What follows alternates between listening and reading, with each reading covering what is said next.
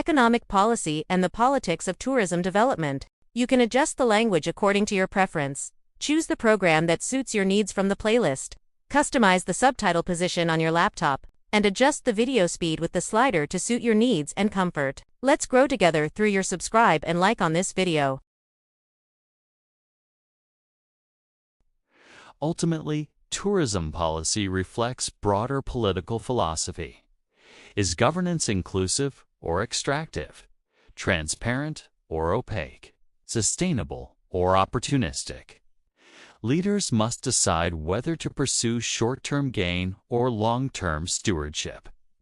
The measure of success lies not only in revenue, but in equity and dignity. A just tourism economy requires vigilance, courage, and sustained commitment. Tourism stands at a decisive crossroads. It can entrench inequality or foster shared prosperity. It can exploit or empower. The outcome depends on policy integrity, political will, and civic participation. When guided by wisdom and ethical governance, tourism becomes more than commerce, becomes a platform for sustainable development.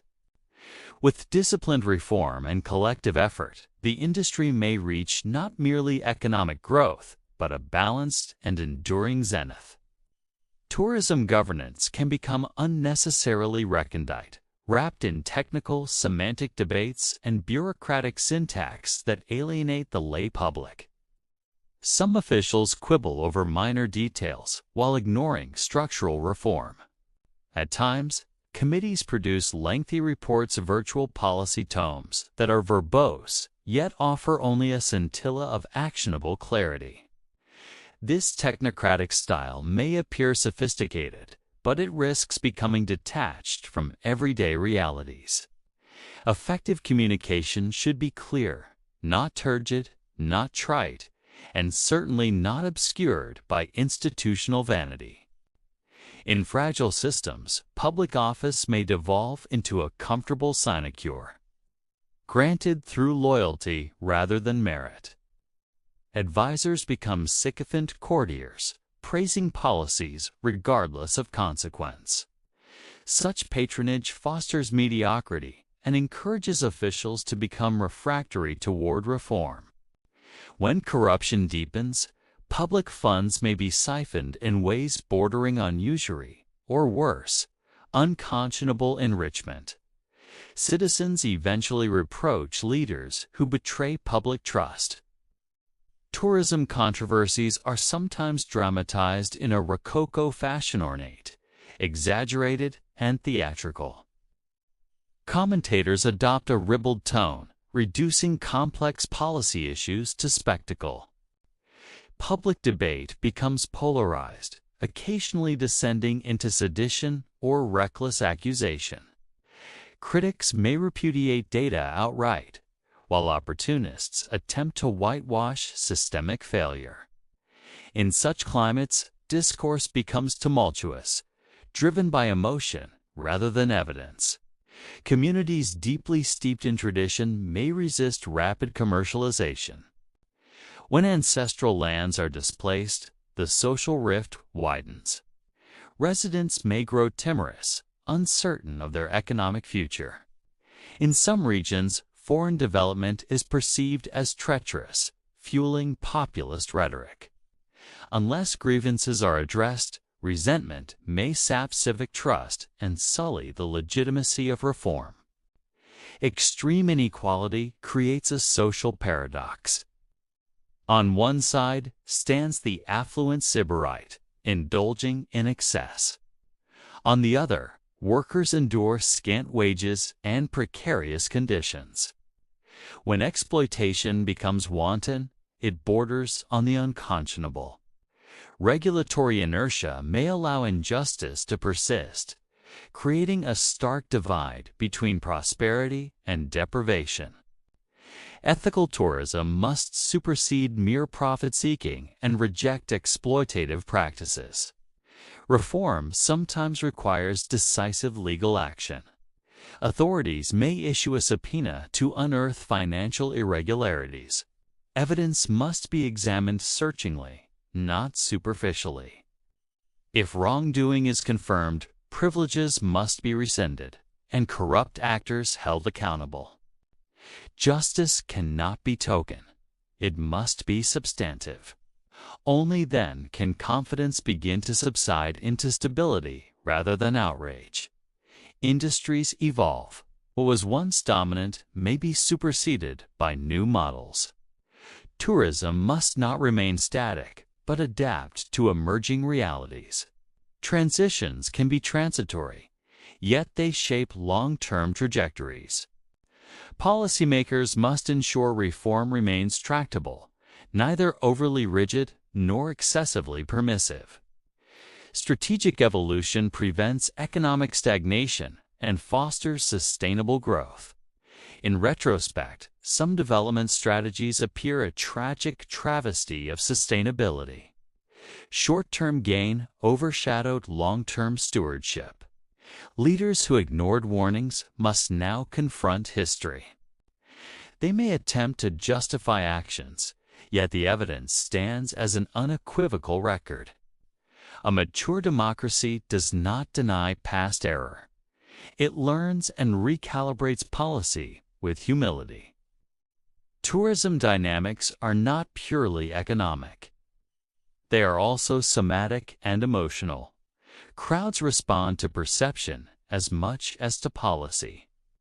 Public mood may shift rapidly, sometimes becoming skittish or reactive. In extreme cases, rhetoric may grow truculent, inflaming division. Stability requires leaders who remain stoic and measured, even amid public pressure. Tourism policy, when examined comprehensively, reveals a vast spectrum of challenges. Some are sporadic, others systemic. Some are subjective, rooted in perception. Others are empirical and measurable. Yet across this diversity, one principle remains constant. Governance must be ethical, adaptive, and inclusive. Only through disciplined reform, civic participation, and institutional integrity can tourism achieve sustainable prosperity. This completes our exploration not merely of tourism economics, but of political responsibility itself. The chair opened the session with a terse yet weighty statement. "We are not here to quibble over trifling details," she declared in a stentorian voice. This inquiry will unearth whether tourism incentives have redounded to public benefit, respectively, or merely rendered advantage to a privileged few. A skeptic in the opposition ranks rose, wary of political maneuvering. He warned that previous committees had skirted substantive issues, preferring tangential distractions. Evidence suggested that a senior official had recanted earlier testimony. Though once portrayed as reverent toward public duty, he now appeared as a reprobate figure, accused of wanton disregard for fiscal probity. Opposition members did not hesitate to upbraid him. "Your conduct," one declared, "is an unprecedented breach of trust and utterly unseemly." The chamber erupted into a welter of competing accusations. Analysts presented data showing a torrid spate of growth during peak seasons, followed by weak demand in succeeding quarters. Revenues were replete with volatility, a virtual roller coaster driven by global forces.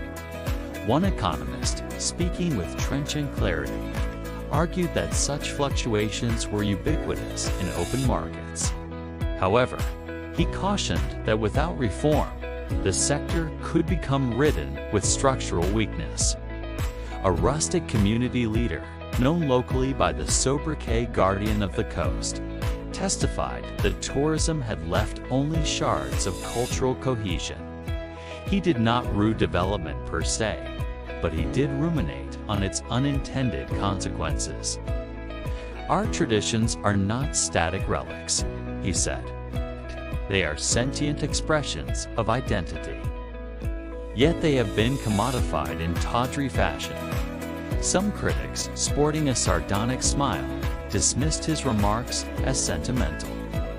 The enforcement unit, acting by a statutory authority, moved to subpoena corporate records. Investigators uncovered vivid financial arrangements that suggested possible usury. The committee debated whether to sanction executives or supersede current management entirely. One member proposed to table the motion, arguing that hasty action might prove counterproductive. Another warned against stingy oversight and unsparing negligence. Reform advocates proposed a secular regulatory model free from partisan bias. They sought to render oversight more tractable and less opaque. This model would not secrete information from the public, nor allow policy to ossify into static complacency. Instead, it aimed to cultivate verisimilar data transparency and sober evaluation. A sagacious observer noted that such reform required sedulous effort, not merely sportive enthusiasm. Behind the scenes, wily lobbyists attempted to squelch stricter standards. A toady aligned with corporate magnates delivered a voluble defense of deregulation. His speech, though ornate, was largely specious. Observers perceived it as a travesty of objective analysis overwrought and manipulative. The chair cautioned against such tendentious framing.